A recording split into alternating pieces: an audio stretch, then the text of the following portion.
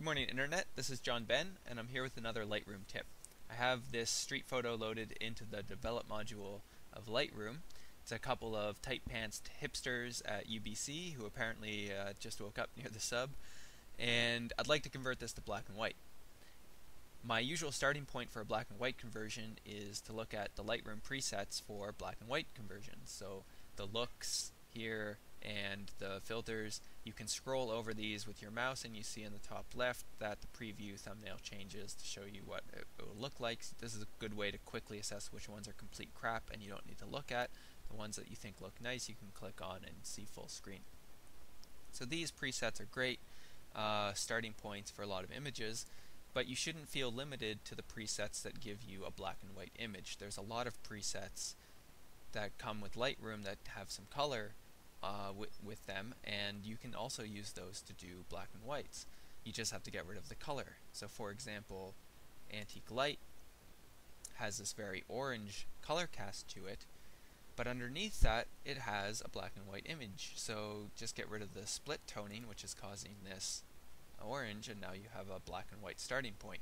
The reason why you might want to use some of the color presets is because black and white is all about mapping tones.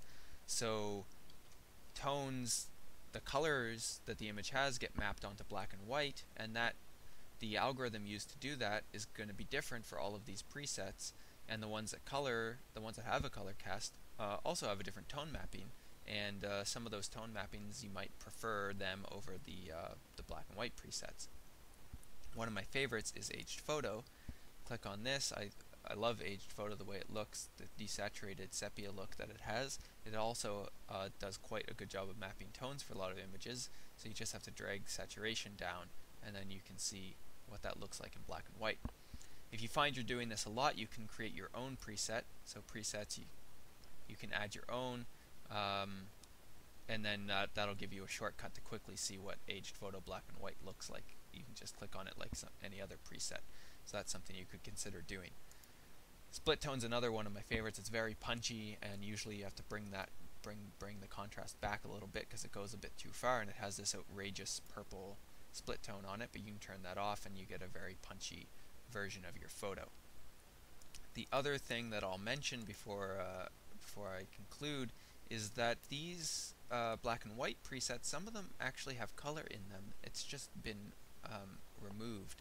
So looks 1 through 3 anyway are all actually color images. So the treatment here is color, not black and white. What that means is you can add color back by just increasing the saturation slider a bit. Now in this case it comes out all fuggly green because the white balance has been tweaked to produce the black and white look, but you can set this back to a normal white balance, and now you see this is the photo with just a little bit of color added, and it's a lot punchier than the original. So that's the tip. I hope that you find that useful and you can use it in some of your own black and white conversions, and thanks for listening.